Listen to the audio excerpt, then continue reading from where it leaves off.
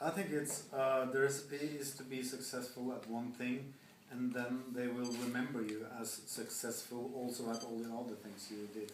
Because as a soccer player, I had the fortune of being injured when I was 19. I broke the ligaments in both knees, and I guess I was a talented football player. But you know, there are so many talented football players that are talented up to the age of 19, and then they don't develop from there on. And that is, to be realistic, that is probably what would have happened to me. But I never got the chance to disappoint my fans. And the good thing is that in my hometown now, probably because I'm a successful writer, they remember me as a better and better football player for each year that passed. So, by now I'm the lost Maradona of Molde.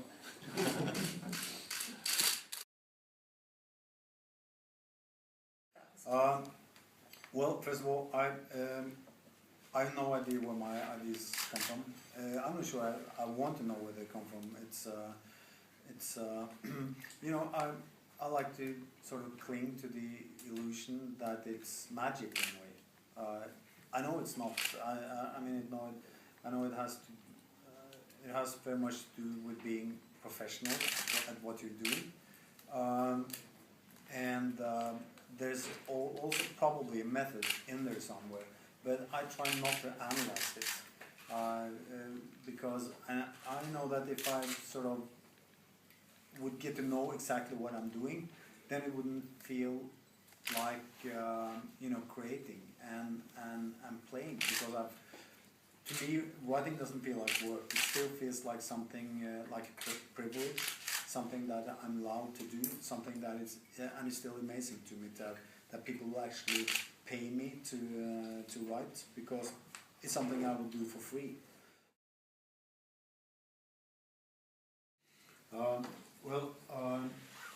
Of course, that is using the crime novel as a sort of a way to criticize society or analyzing society. That is, of course, the tradition of the Scandinavian crime novel. It started with Sjöwall and Wahlöö in the 70s, and is a very important part of Scandinavian crime writing. Actually, many of the in the late 70s and 80s, many of the crime writers had a political agenda when they wrote crime novels.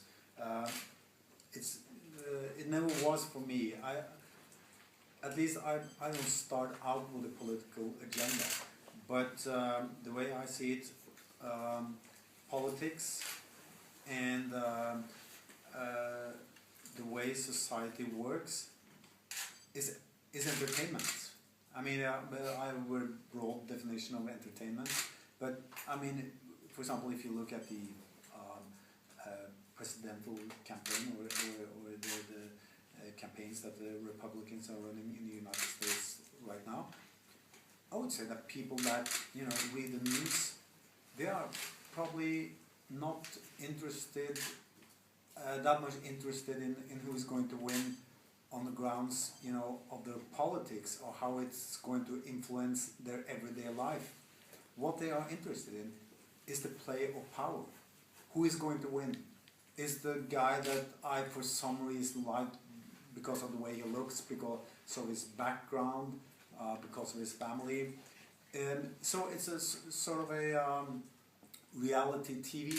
Who is going to win? Who is going to be voted? Who has to go home and who will win the prize? And that's entertainment.